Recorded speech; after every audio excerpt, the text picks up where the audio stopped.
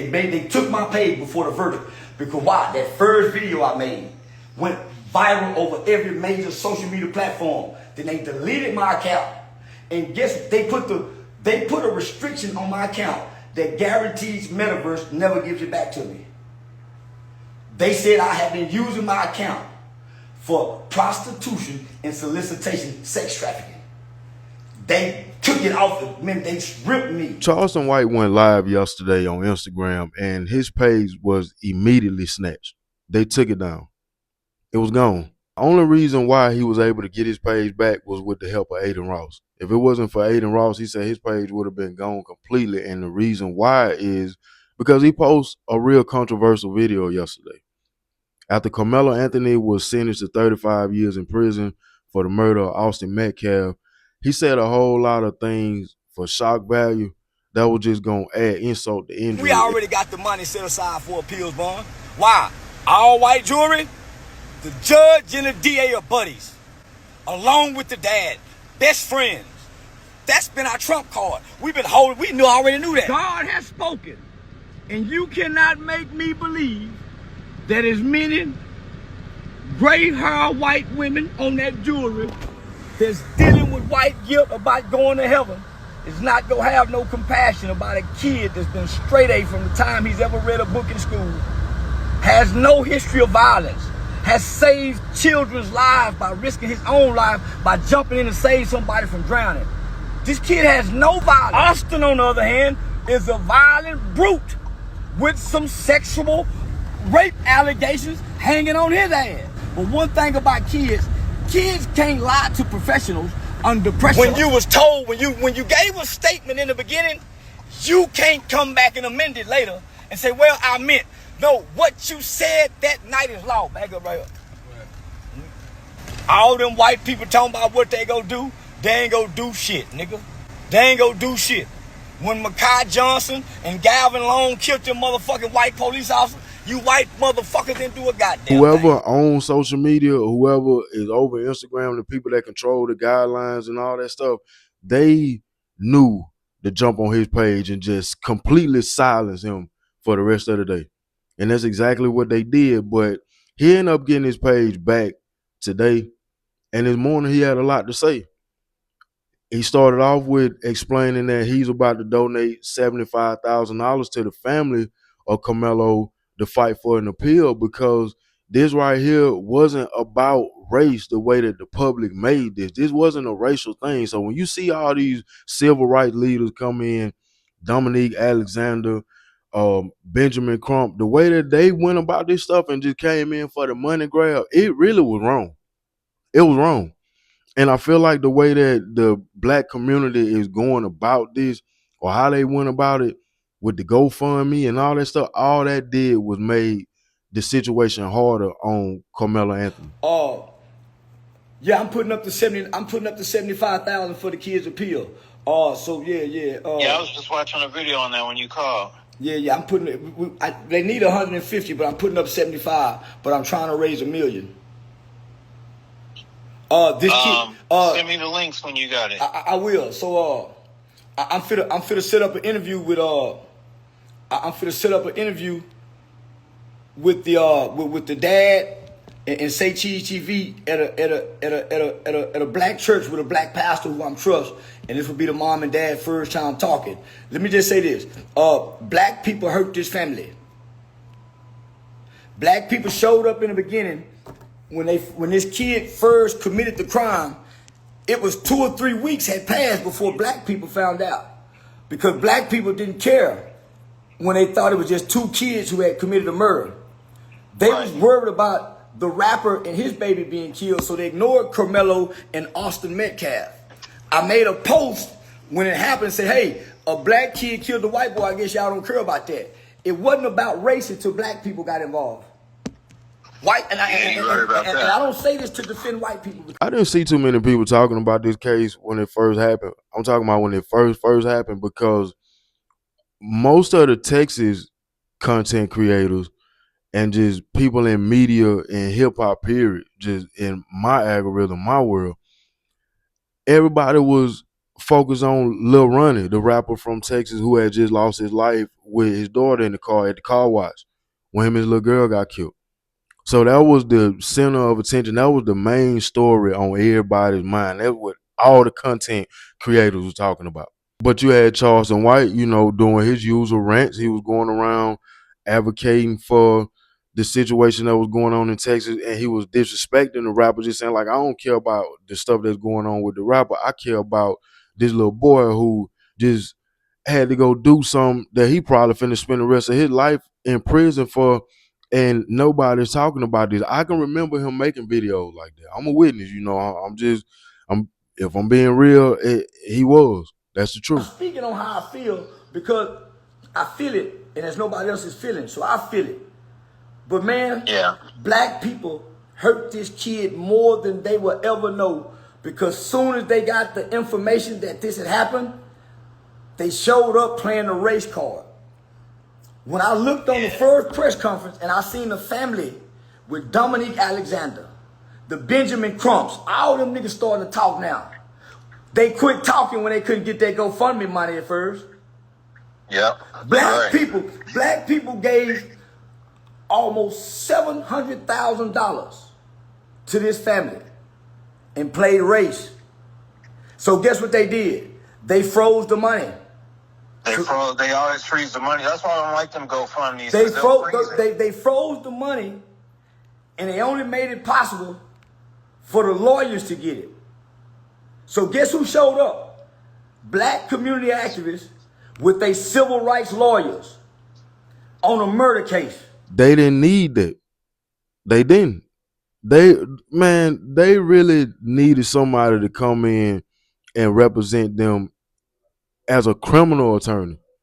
They didn't need no civil rights leader. This family needed criminal attorneys. They showed up with civil rights leaders and civil rights lawyers. Why? They planned for the big payday. So the white folk froze the money. Guess what these niggas did? They went and got 2 white boy lawyers to help them get the money. And then the white boy lawyers kept the money. The family never got the money. Man, it is starting to become a little distasteful that every situation, when it's pertaining to something dealing with 2 races of people, it's like these are the people that we run to first, but they never give us real results. Been sitting up here waiting for something to happen or waiting for something to change ever since the Trayvon Martin situation, when this became like this Black Lives Matter movement. And every time something go on, these are people that the black community run to. Man, don't y'all realize y'all don't be doing that but getting these people rich, fattening their pockets now? In my personal opinion, I prayers for both families, because I don't think nobody won in this. Ain't nobody, like, both sides lost, like, flat out. The kid going to jail, Karmelo Anthony, his family lose out. He definitely lose out because now his life is ruined. Austin Metcalf, his family, his brother, they lose a relative. This boy dead at 17, won't get to live his life. Nobody wins in these type of situations. You want stuff to change, or you want people to look at us and respect us more, and by people, I mean white people. Let's change the narrative.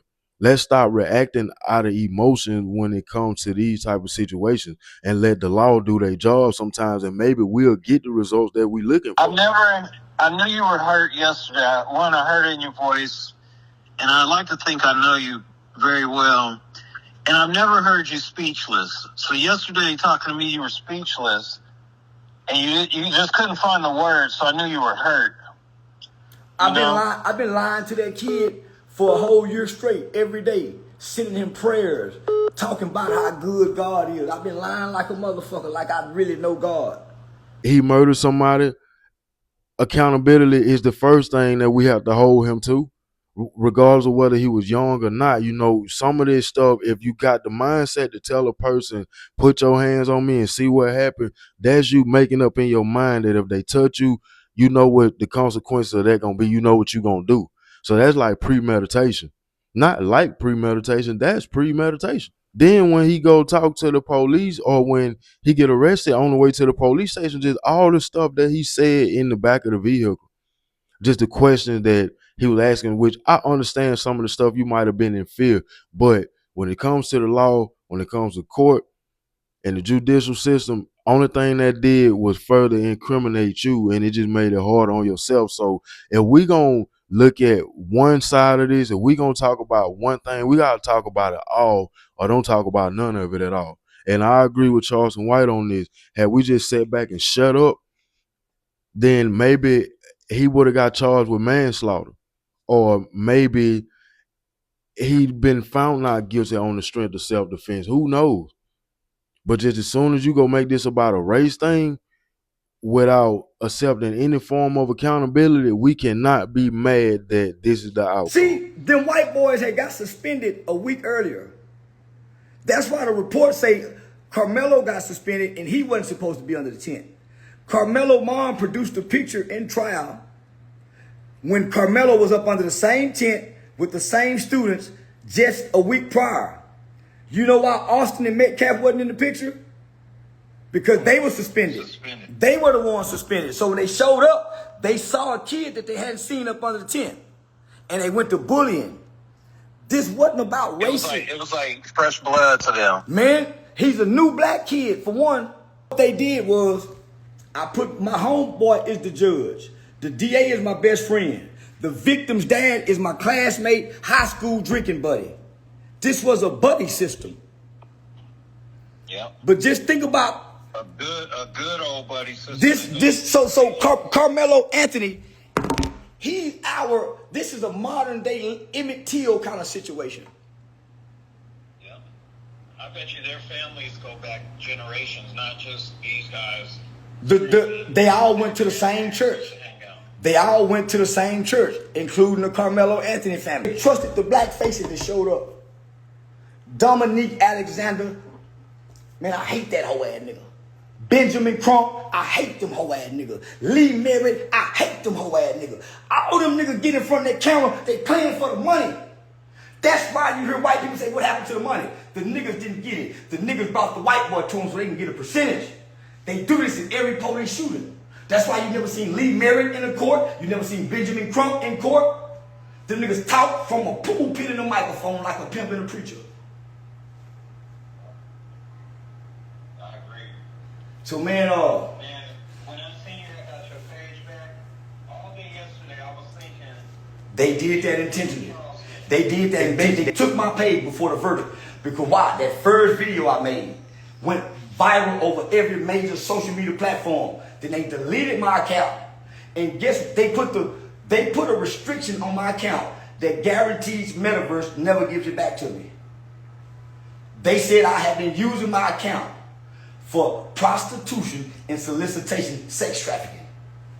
They took it off of me. They stripped me. And if we all can look at this trial and know that one kid is dead, another kid is going to prison, and none of us have any compassion other than the fact that it's black and white, we just as evil as them. Emotionally responsive people.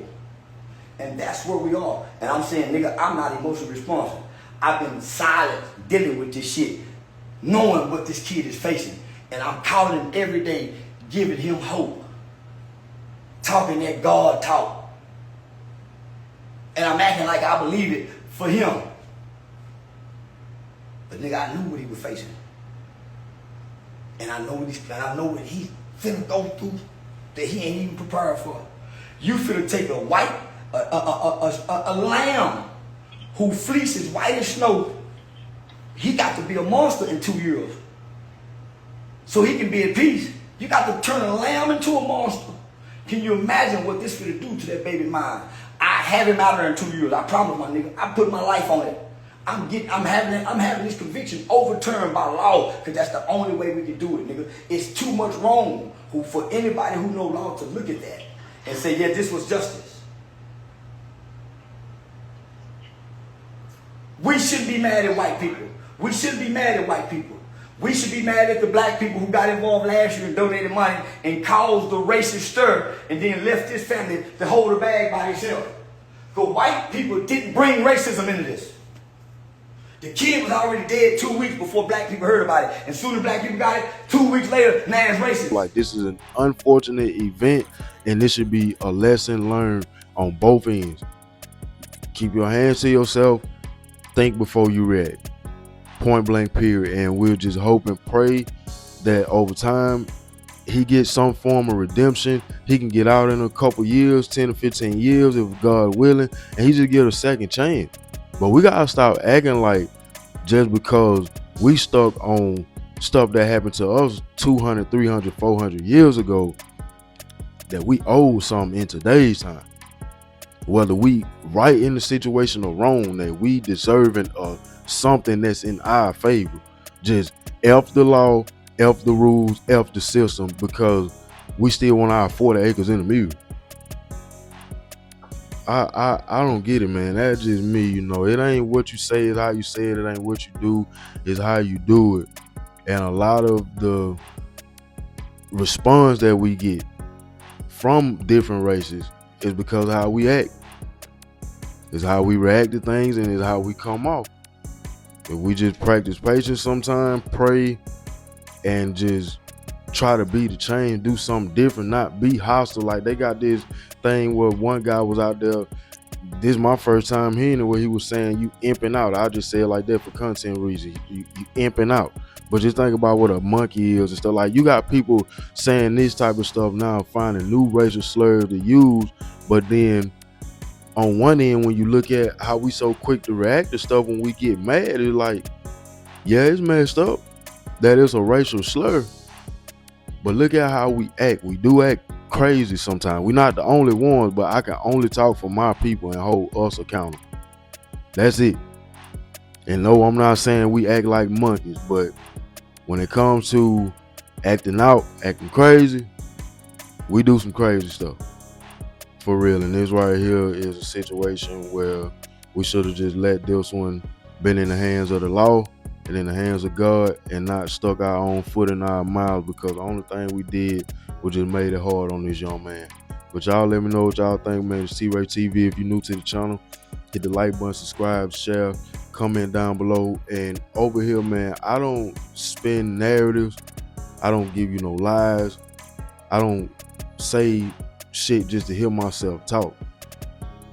I try my best to say what I feel, and I try to be as open, as honest as I can. So keep it nice in the comments. Don't be disrespectful, man, because I'm not on no sides in this. I just pray that things just get better. That's it. Y'all be easy.